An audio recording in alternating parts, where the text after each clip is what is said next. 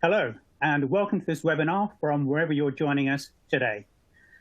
Payment fraud never seems to go away, and COVID-19 seems to have led to an increase in reported frauds. I did a check on the internet, and I came across a couple of sad stories from the US, really taking advantage of some of the changes and confusion and rapid change. So one of the stories was somebody pretending to be from the US government, talking about the various government programs in place. And they managed to collect a whole load of confidential individual data and commit an ID fraud. The second story was because of all the quarantine measures and some of these changes occurring very quickly, an employee rescheduled $1 million payment and paid a new beneficiary. So we know these bad actors are out there. They're really quick to respond to market changes like COVID. And most treasurers have responsibility for at least some payments. And it's important they're aware of the latest sources of payment fraud risks and the tools available to help them. Given the sophistication of the threat, how can firms protect themselves? Well, joining us today is a technology company that provides a platform for managing corporate payments and cash flows. Now, before we hear from our distinguished panelists, you'll see on your button screen, on the bottom of your screen, a button allows you to submit questions. Now, Errol and I are really keen to make this as interactive as possible, so please don't wait until the end. Submit questions as and when we go along. We will not mention your company name or yourself, so please feel free to be as open and honest and as controversial as you choose to be. Now, before we get going, a couple of introductions. Myself, I'm Naresh Agrawal, and after over 30 years working in Treasury, I'm now provide policy and technical support here with the ACT. I'm delighted to say we're joined today by Errol Bozak. Errol is a co-founder and chief product officer for TIS, where he's responsible for product development and services. He was a former director in technology development at SAP, so he has extensive experience in the development of management systems, including virtualization and cloud computing. Now, before I hand over to Errol, I'd like to conduct our first poll. And for those joining us for the first time, you should find a poll on the bottom of your screen towards the right. Let me just get there. So, will strong customer authentication eliminate fraudulent transactions? Yes, no, or partially? Please go ahead and submit. And Errol, whilst we're waiting for the results, can you just give me a couple of minutes about why you set up TIS? Sure. Thank you very much. It's a pleasure for me to present in this webinar. So yeah, for us, it's really a pleasure to see that basically payments, fintech, and everything regarding banking is becoming let's say, a innovation-driven environment also for us. When we started 10 years ago, we were actually one of the first who offered SaaS-based or cloud-based payment solutions for the corporates, right? And at that time, the technologies were very limited, also against fraud and so on and so forth. And probably the architecture of a solution, of a payment solution, was more important than the real techniques around how to protect someone, doing fraud or so. So basically, for us, it's now 10 years and of anniversary. We are one of the strong companies who in Europe. We're really growing fast in the last 10 years. And so basically, this is now a great opportunity for us, especially when it comes to digitalization of payments. It's, of course, a challenge, the Corona lockdown and all this, but it also unveils, let's say, opportunities, especially for tech companies like we are, right? Okay. And I'm going to put you there because you've got the results through now on the poll, and we can come back to a bit more of your story during the session, if that's okay. That's fine. So just looking at the results, we have got 20% say strong customer authentication will eliminate fraud, 7% say it will not, and the majority, 72%, saying partially. Did you, as a sort of segue into your own slides, Any thoughts around any of those results? So 20% say yes, it will eliminate fraud. Of course, this result is, of course, I would say it's partially true. I mean, it will definitely, from my perspective, definitely not eliminate fraud just because someone has a strong authentication mechanism. Yeah?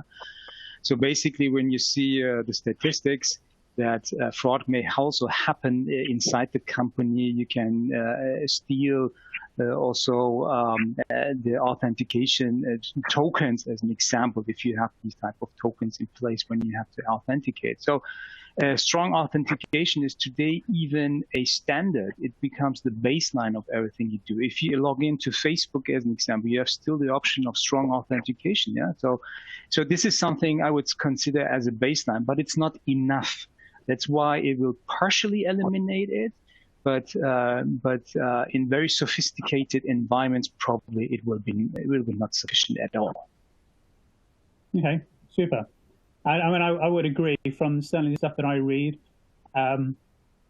It's part of the overall tapestry that can be used to reduce fraud, but it can't on its own be eliminated completely.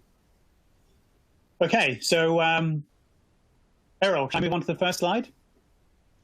Yes, sure.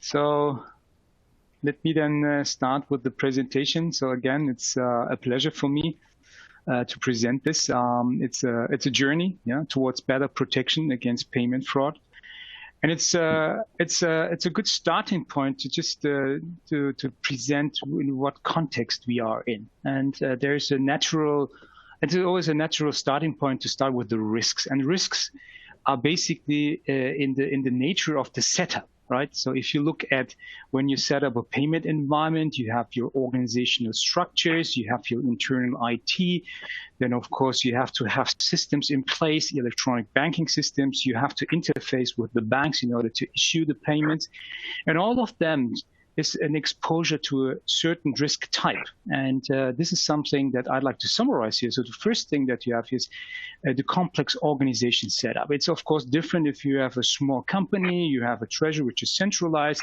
maybe only a few subsidiaries, not too many. It's easier. Yeah. But if you have a complex organization and you have in different worlds, different IT, different organization units, then it becomes complex. So workflows have to be established and all this. We come to this later. What are the mitigation strategies? But in general, organizational structures who are complex is one of the biggest risk exposures. The second thing is technology. It's about missing integration and the lack of straight-through processing. Today, we still see many of our clients, or let's say prospects, before they come TIS client, they still have a lot of manual work and a lot of manual processes just to approve payments. It's just because they use banking technologies like securing the file on let's say on the computer and then uploading it somewhere. So manual processes is a big risk exposure, of course. And the last but not least, but that's the nature of the banking, that we are in an heterogeneous environment where we have multiple interfaces, different formats, and heterogeneous security measures. This is about the risk exposure. And just to look at some statistics, you see that that this is the source here is Treasury Fraud and Control Survey report from Strategic Treasurer from 2019. You see that in the last 12 months, that the audience just said where they let's say detect fraud, or what was the source of fraud. And you can see that predominantly the business email compromise-based frauds attacks a lot. Yeah, it's 71%, out of which 6% has suffered from a loss, and 2% really suffered from a loss, and 6% has just were successful, these type of frauds. But actually, one problem of the statistic is you never know what you don't know. So this is only statistics about, they were successful only 2%, but the ones who were successful, you will never see, maybe. So that's why this type of statistics are always, of course, difficult to really interpret, and to see it's, oh, okay, only less, but actually what is the real truth behind it. There are also very interesting sources where you can basically get a bit more into this. It's about the trends in 2019 about payment threats and fraud trends from the European Payment Council. This is also a great source to see that malware coming, social engineering attacks, or the attacks shift from consumer retailers to more SME, to company executives, employees. So this type of CEO fraud is increasing a lot. So this is about the statistics. And I think it's very important to also distinguish, that's a really core theme, and also in my presentation, distinguish between two different elements to really protect you against fraud. It's about prevention mechanism, and it's about detection mechanism. And this is a thing I have to explain before we go to the next slides. And I really like to compare it with your health. If you can, prevent from an illness, right? If you behave in a certain way, if you eat healthy food, if you do your sports, if you don't smoke, this is something that you prevent yourself from illness. But if you are not able to do that, so you have to detect illness and either cure it, right? And this is a bit the same.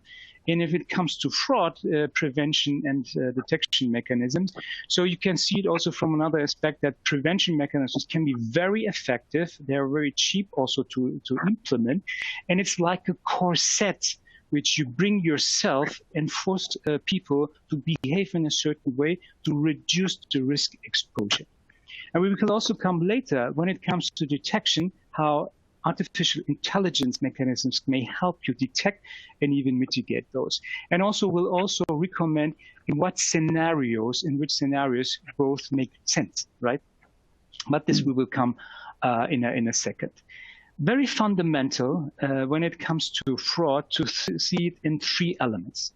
The starting point for this is always awareness creation. So never ever, if you have already, technology in place, strong authentication, AI, whatever, it ends up again in human behavior, human processes still needs to be conducted. At the end, someone has to approve, someone has to authenticate towards the system, and so on and so forth. And people use emails and so on and so forth. So that means awareness is basically the key starting point when it comes to fraud and fraud prevention, and basically it's an important step, and it has to be guidelines in place. And even if this is being conducted in an audit towards SOC 1, SOC 2, or an ISO, a lot of those controls, what we do is about awareness creation. So a fundamental piece of our, protecting even us as a vendor in payment solutions, let's say like this, is also creating the awareness inside the organization, the people who are maintaining the systems, the people who are developing it. Yes, of course, we have controls to detect if something goes on, but at the end, it ends up in people and human behavior. So regular trainings is interesting, is good for having that, but also processes which are defined and educated for the people. So this is the starting point. Yes, please. Yes. If I could just interrupt you on the sort of people side. Lots of organizations have probably spent quite a lot of money on providing training, and yet things have still slipped through. And I'm sort of also thinking about your health analogy as well, that you can live very healthily and do all the right things, but there's still something that gets through. Have you got any sort of tips for people that you've come across on how to take it away from being a checklist exercise that's done, just before your ISO 27001 recertification or whatever process, but to actually make it a bit more part and parcel of people's everyday jobs, so they're thinking about it all the time? Come across any good examples you could share? Yes, sure. When we design our controls, we can design our controls based on the people. And of course, in all organizations, and even our customers, they have different organization units. We have people who are in the IT, we have people in treasury, we have people a bit more educated, people who are, less educated in IT. So you have to tailor your controls towards people and their experience. So that means people who have more freedom and they are exposed to risk much more than the others, you probably end up in educating them more and showing what risks they are exposed to, and then behave, let's say, accordingly. And if probably people who are not that much exposed, you probably end up in designing the processes very, very, narrow. They have to behave in a certain workflow, and that's it. And they don't need to think about that at all, maybe. Yeah. So to being aware that some fraud may exist, because there is no chance to basically compromise it. So in this way, so it always, and by the way, it will not scale even if you have one solution training for all. It does not make sense. So what we do is basically based on the people's roles, experience, and their risk exposure related to their work, we educate them. And that's key, I think. That's the main recommendation we would give. And of course, there are good best practices in place how to educate IT people, how to educate people who are on the finance side, and who are people who are taking care on those things. So it's different here. One thing I've come across, it'd be good to get your view just on last point on people. Would you recommend organizing internal sort of phishing exercises where spoof emails are sent and just seeing if people respond to them in a way they shouldn't do? Well, I think it's very effective, can be very effective, as long as data protection wise and work council wise is all okay. And even I like to compare always things with other experiences or examples. We also do penetration tests for our services, right? But this is always kind of, it's a defined scope, and people know that this will happen now in a penetration test. But there is a concept of red team and blue team, this type of penetration test. We don't know when you will be hacked, and so it basically simulates the real world situation. So I am pretty in favor of doing so, as long as this is allowed, yeah, and it's aligned with the management and so on and so forth. It can be very, very effective, of course. Okay, thank you. Good. I may continue. So I think that's about the awareness side. Key to remember is, there's I can tell you not like do this, that, and how you train your people. It's the context you are in, and get help from people who can educate also from a security perspective, and that's I think the key thing here. So we are on the next slide. I think the next topic here is in that circle is about fraud prevention, and I think it's a good starting point to say when it comes to prevention, just remember my first slide. It's about bringing you into a corset and forcing you to behave in a certain way so you reduce your exposure to risk. So if it becomes to that, so just maybe some, let's say, points where you need to consider and whether it will be the right thing to do is when you have complex organization structures, usually decentralized, lack of standardized processes, no integration with ERP, no straight-through processing at all, and data integrity. You have multiple e-banking systems, different types of payment methods. We are internationally working and basically different banks you have in your portfolio, and then you have different end devices for doing payments, and even no consistent security strategy for execution. Then that's the worst case can that happen, of course. But these are one of those already makes you in a certain risk exposure, and you have to use the right tools in order to mitigate that. So for my first, let's say, recommendation first on this prevention is having the right architecture. So that means at the end, if you basically bring it into the basic blocks, that's the old world. That's the world we see today. you have heterogeneous environments, headquarters, different legal entities, shared service centers. You have a heterogeneous IT, and the world is heterogeneous. You don't have one, you have different vendors, ERP systems, yep. SAP, Oracle, whatnot, and electronic banking tools. In such an environment, it is really hard to prevent. Yeah, this is really hard. And our proposals of us think about, and it's not necessarily it's about a centralization, logical, not physical, it's logical centralization of your payments, not only organizational, but also from a technology perspective. So that means having a central place where you collect these instructions for issuing payments, having a central place where you can even, contact to the banks, having connections, security measures, and everything, by the way, everything which is centralized, it's easier for protecting.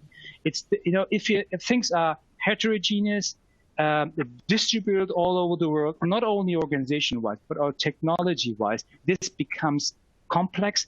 This is higher risk exposure. So the first thing you have to think about, how can you consolidate your payment processes, your payment architecture, as I would like to say. And the key thing is centralize it. And this is your main building block for fraud prevention, right? So that's, I think there are a lot of techniques under which you can make use of, and you really need to have a strong protection against fraud. So segregation of duties, single sign-on, having a single payment gateway, right? Multi-factor authentication. IP whitelisting, what does it mean? So that means only certain end devices you are allowed to enter in that centralized payment system. You have real-time monitoring what's going on, and so on and so forth. White and blacklisting, also very important. So we will come to these different features and functions a bit later. But so the key message is to you, everything which can be logically centralized, it's easier for preventing fraud and even avoiding it. Let's say it like this, right? Good. So, please. Is it the trend you've seen amongst many organizations moving towards more central, single hub payment environments? Yes, I mean, I think that's a key, it's a market process we see, yeah, so that many companies, anyhow, I mean, I think organizations anyhow want to centralize at least the governance. Okay, so of course people work in different organization units, and probably this is one of the key questions: who should approve payments, and so on. So you are in a world where you are in a globalized world, and you have people working in every place. This means you are decentralized, but centralization means here having a centralized governance of all processes and workflows and techniques, and of course having a centralized. So we see that, of course, in the market, that everyone's pushing towards centralization because it's much easier. And but by the way, maybe there's another thing I'd like to add. Centralization does not mean everyone has to, being in the corset. A solution has to be, enable people work from different organizations, different units. It has to adapt to the workflows it has to be tailored towards their needs. So if I need, let's say, 6 eyes, 8 eye principle or something like that in that region, and then let's do it. If I don't need to control the payments because there is no way of connecting the banks in a let's say in a straight-through process manner, then at least try to get all the account statements in your system and monitor what's going on instead of controlling it. Just monitor, and then you can basically have already a kind of control in place. So what I want to say is the system should allow you to centrally manage it. Does not necessarily everything has to work centralized. Yeah, so it's about the solution, and I think TIS is very well equipped to do that because we already support organizations, companies who are already global companies in different ITs and all this. The nice thing about having a centralized solution and not an in-house solution is always that you decouple, right, the ERP, the technology, from the payments, and have a kind of divide and conquer of the two problem spaces, and it's make it much easier to implement payments instead of implementing in the ERP side. Yeah. So yeah, centralization is key. And we see it everywhere, even if with the new ERP system versions which come up, people think about that's a good hook, a trigger point for rethinking the payment process, because you then anyhow have to touch each ERP system and have to re-implement the processes again. So if you have such a process, think about externalizing it, the payment process, out of your ERP system. You get independent. So the keyword is, for instance, SAP just published the new versions, S/4HANA, yeah, but then it takes 1 year maybe, it takes maybe 6 months up to your organization. So what do you want to do? You want to implement the new things in 2 years when the ERP system is being deployed there? No, you actually want to solve it now. This you can only achieve if you decouple those problems, yeah, from the internal IT. And the best way to do it is centralizing it and externalizing, like this offers. Yeah. Okay, makes sense. Good. So just a few things about the building blocks. I think this is, I have just put it here in the slides just for you. If you have these slides, then you can go through it, and it's just for you for documentation purpose. I don't go too much into the details, but it's about all these things I just mentioned. How you advanced tool support for safety, security, and ease in the payment process, about specific tools designed for fraud prevention. I think here the basics are about authentication. It's about signature authority. It's a single payment gateway. So these are things that you can go into the details, and even I have just summarized some of those capabilities, which are in the area of fraud prevention. So it's maybe a kind of reference list for you if you decide on what system it makes sense for you to support your payment, just having it for you, and if they really support these type of functionalities. Now, it's the third step. It's about, if there are no other questions here, I mean, now I'd like to go for the next step. It's about fraud detection. And of course, this is a bit tricky. I mean, I explained at the beginning that prevention is something which happens before you design it first. You prevent people doing the wrong stuff, right? Detection is about detecting untypical, not typical behaviors, which may be at the end of fraudulent process or fraudulent action of somebody, right?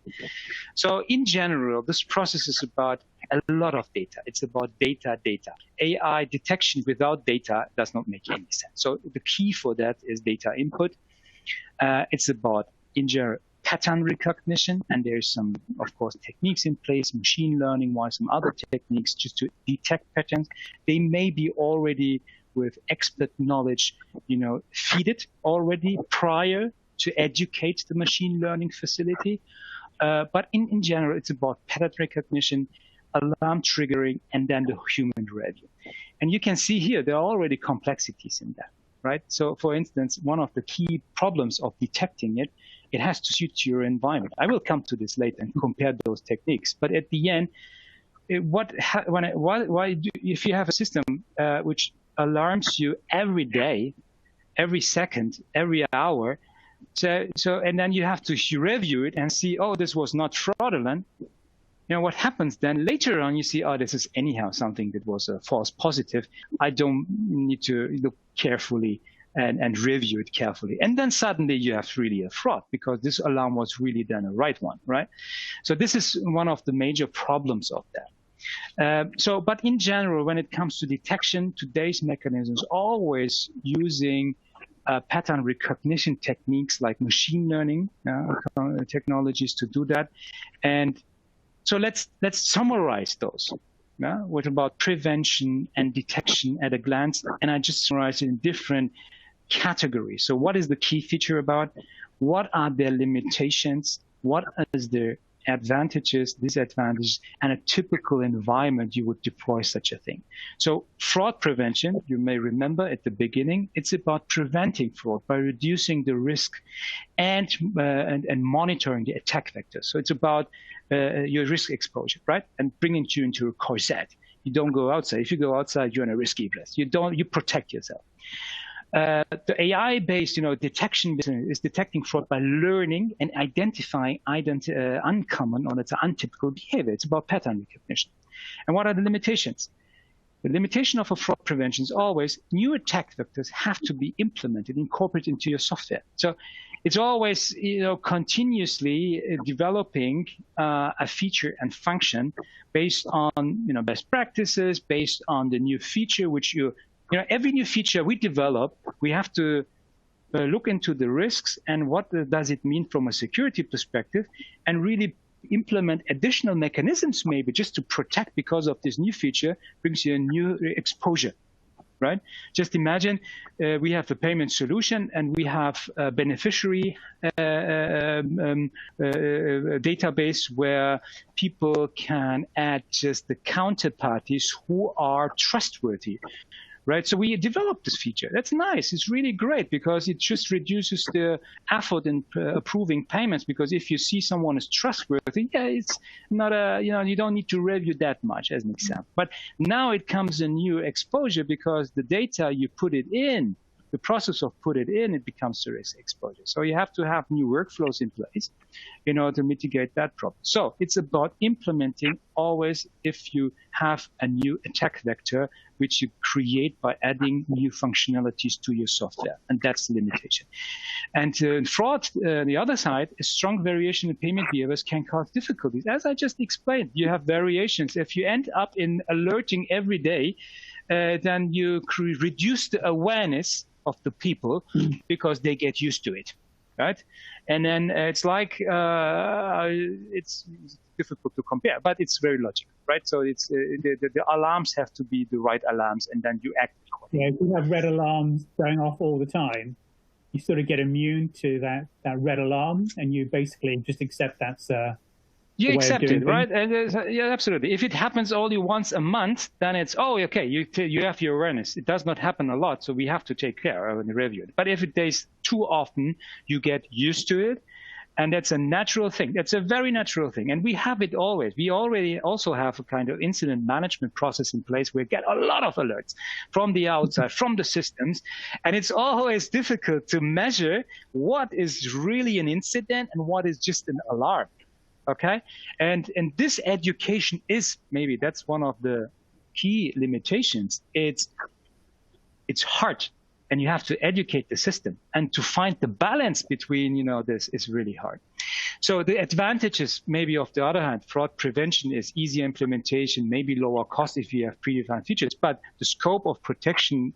The advantages is that's easier implementation. The advantage of the fraud detection, maybe it's the scope of protection is scalable because the system is designed for addressing new capabilities, new patterns, right? So it's good. It's not bad. It's really good. So you don't need to implement something, but you have to educate the system. It's more scalable to a certain extent. Disadvantages: too much controlling can slow down processes in a fraud prevention. Yeah, causette means behaving, and it's slows down the process because you have 4i principle, 6i principle. You have to have the additional token to single sign on in the system, and so on and so forth. It's about behavior, always. On the other hand, disadvantages: high costs, difficult to realize because complex learning processes. And it's a maturity in your organization which you have to have in order to really cope with such a system at the end. Yeah? So company internal know-how may be needed. All this AI, machine learning topics, really great, really hype. But when it comes to real practical world scenarios, then it has to have a certain maturity in your organization to really cope with the new technologies. That's a problem of that, right? So typical customer prevention, actually everyone can use fraud prevention mechanism. It's up to the decision. It's there. Yeah? It's part of the software. And the AI-based detection is more or less for companies with huge amount of payments, decentralized with heterogeneous structures, but again with recurring payment patterns, right? And then this AI-based machine learning gets really effective. And of course, at the end, if you have the IT and your internal organization which can cope with the learning process, then of course, then that's a good starting point. So that's for me the comparison on those different aspects. And I think it's really probably from the practical perspective, a little bit more from the TIS perspective, to show you also from a maturity way that it does not start with a mechanism in fraudulent. It starts with having the right architecture and product in place. And if you see our let's say maturity model in an organization deploying payments, a corporate payment system, it always starts with master data governance. You can only control what you see. So if you don't know that you have a bank outside, you don't have it in scope. There's such a payment solution and fraud mechanism that may make any sense. So you have a centralized view in your environment and master who do you work. It's about bank account management. Then the next thing is about visibility. Once you have your data organized centrally, then it's about visibility, about your cash flows. It's not necessarily mean control. It means you have visibility, what's going on. It's about cash flows, account statements, bringing it into one system, displaying it. And even there you have already protection level, because here you can analyze data and see even maybe historically fraudulent payments if you have the capability of just analyzing data, right? So monitoring is the starting point of preventing fraud. Then after visibility is payment control. It's about controlling. So you cannot only control what you can see, and that's the logic behind, right? And then it's about financial messaging, straight-through processing, integrating with the system. And I think after payment control, then really the knowledge starts, because here you deploy business intelligence and analytics mechanisms to unveil hidden information in your solution, in your processes. And then it becomes really business valuable, because then that's knowledge. Knowledge is different than information and data. Knowledge is about action. What do you do with it? So, and hidden information, unveiling it's really the next, let's say, maturity level. And, fraud and compliance, you can even start at the beginning, right? But if you don't have the proper tool set and evolution in your company, fraud becomes not really managed, as I said. If you don't know which banks you do your stuff, if you don't have a centralized system to manage all those, it becomes really a tricky thing, right? And so that's the evolution part of it. And from a strategic perspective, just to give you some insights into the future things that we are heading towards, it's about open ecosystem. The world we see it's best of breed, and solutions will become integrated.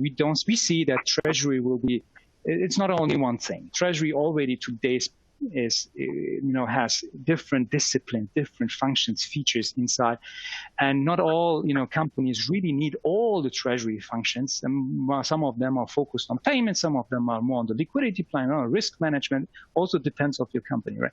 So we are focused on payments, and we think the best strategy for us is to integrate us in that ecosystem, and to also be able to offer our solution, or let's say features with APIs to be integrated in treasury systems, in ERP systems. And also data will become also important for us. As we said, data and integrations are the key for core themes to cope with the ecosystem. Yeah. Okay. So, yeah. No, that's a really good sort of story around how to, as you say, start from the beginning, build your foundations, and then move to a sort of more strategic and, I guess, proactive approach. I'm sort of rushing only because we've got some really interesting questions. I want to make sure that we cover some of those. Some of the stats you provided were obviously from 2019, pre-COVID. Are you getting any sense of areas of some trend areas of growth from a payment fraud perspective?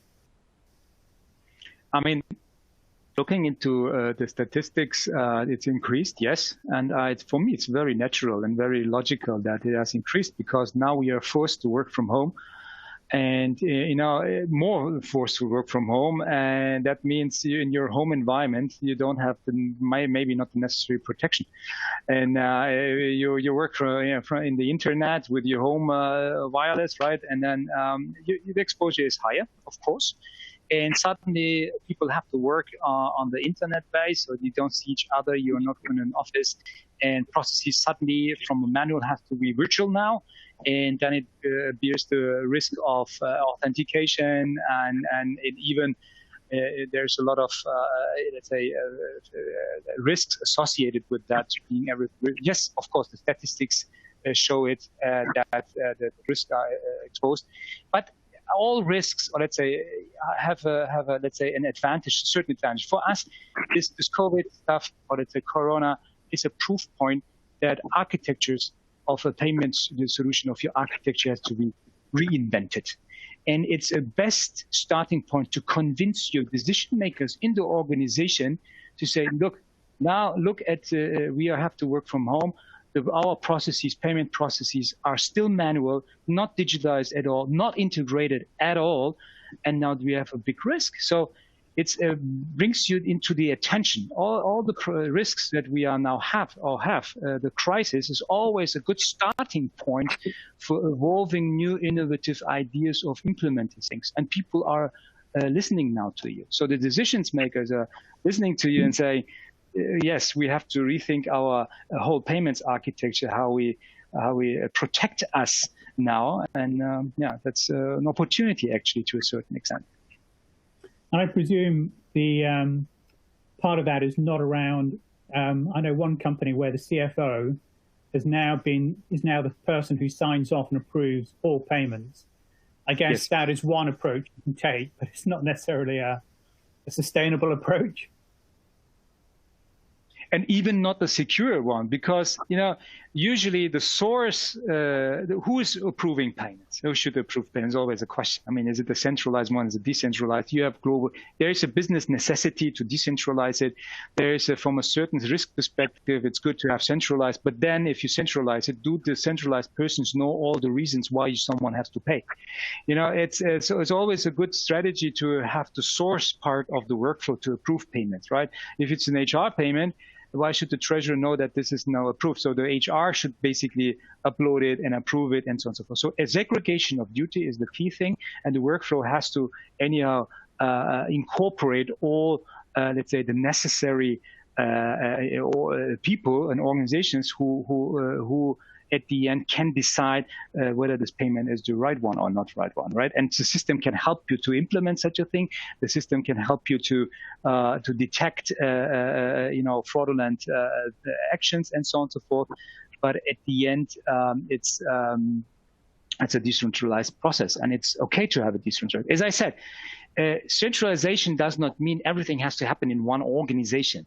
Centralization means centralized governance, centralized control, but the activities are still, performed in a decentralized manner. That's the key. So that's that's the initial idea behind having a centralized payment solution. Yeah.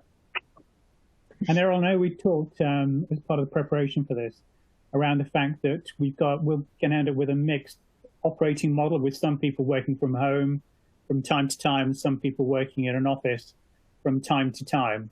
Do you think that's going to potentially increase the risk of fraudulent payments?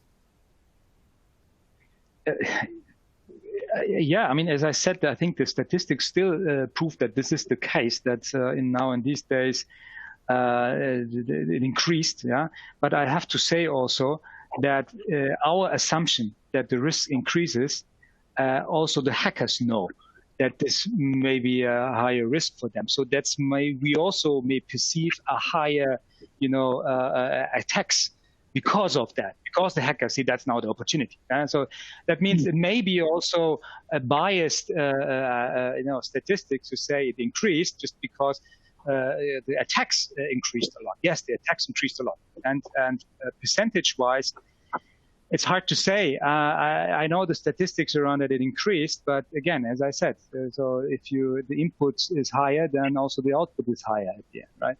And I think, again, for me, as I said, if you work from home, you are dependent on your IT, on your computer, and you can protect, of course, inside the company much more than you are at home, right?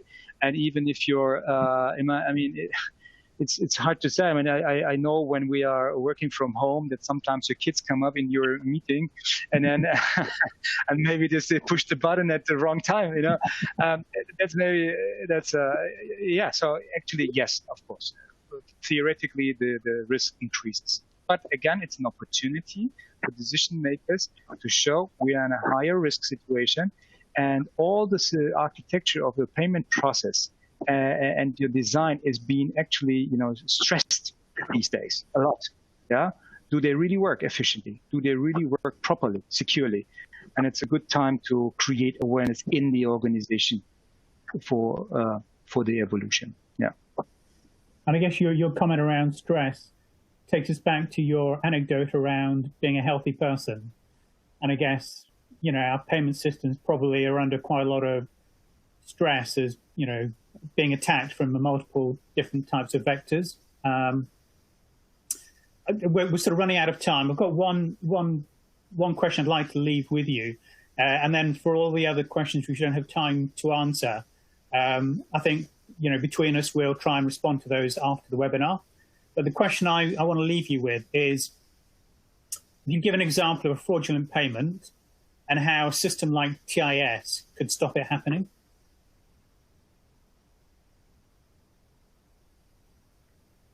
Can you rephrase the question again? Sorry. Sure. So could you give an example of a fraudulent payment and how a system like TIS could prevent it happening? Of course, yes. So it's in many. It starts. It's not only one single feature. Yeah, it starts with the right authentication. So you said about strong authentication. It's a two-factor authentication. It's just one element. It goes beyond that. It goes, you may have the right authentication, but are you on the right device? Is your IP address in the whitelist? Do you have the right approvals for do that particular thing you have to do with the payments? Are you really paying a trustworthy counterparty? It's about whitelisting, blacklisting, and it's about screening this payments prior to approving it on that sense. So yes, our system is equipped with multiple, let's say, components, multiple mitigation functionalities in order to provide a certain corset which reduces your risk exposure, as we said. And if you have time, just flip through the slides. I have just listed all of those particular features and functions. It's here listed. It's in total 18, and we even develop it further. So, in a nutshell, it's a combination of features and functions which have to be implemented in that context to really prevent you from fraud. What we cannot solve is your awareness in your organization. So at the end, people still have to, configure TIS and use all these functionalities. And also we cannot prevent you that you just open up an email where there's a URL and it's and it points you at somewhere where you just enter your password of TIS and maybe you even lost your token here. This is all theoretically, but at the end, yes, TIS is well equipped to centralize and have centralized governance over all your workflow and reduces your risk exposure very effectively.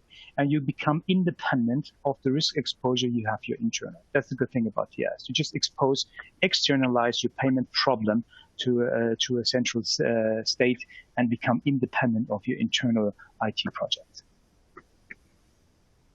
Okay, that's a great sort of, I think, wrap up. And also, it takes it back to where we started at the beginning, which is what I hear is the software is the enabler. But in the end, it's the people who need to be educated, who need to understand, need to make sure they don't get too many red alerts all the time. But it's really the people who we need to focus on, as well as having as you said, a good technological architecture to support, payment fraud prevention. Absolutely. Okay, I'm glad I captured that correctly. Errol, we've run over time. In fact, thank you very much for sharing your insights. We went through the slides very quickly, and as I think I said earlier, you've kindly agreed to leave the slides available. I think they'll be available in the next day or two on the ACT website. The webinar itself is being recorded, and we did have quite a lot of questions. And I think what we'll do is after this, we'll work together and make sure we get the questions responded as well, so people can see some of the answers as well. It leaves me just to say thank you very much for joining us today. A reminder that we have the ACT annual conference from the 5th to the 8th of October. It's going to be on a brand new all singing, all dancing platform, highly interactive, allowing a lot of networking. I've just seen a snippet of it. It looks really exciting. So would encourage you all to log in, register, and join us in October. We have the next we've got some more events coming up. The next webinar will be entitled Current Rate Environment and the Implications of Monetary Policy on Money Market Fund Yields. And my colleague, James Winston, will be moderating that. So it just relieves me to say thank you to Errol for giving up his time and sharing it with us, and to TIS for sponsoring this event. Thank you, everyone, and have a good rest of the day. Thank you very much. Thank you, Errol.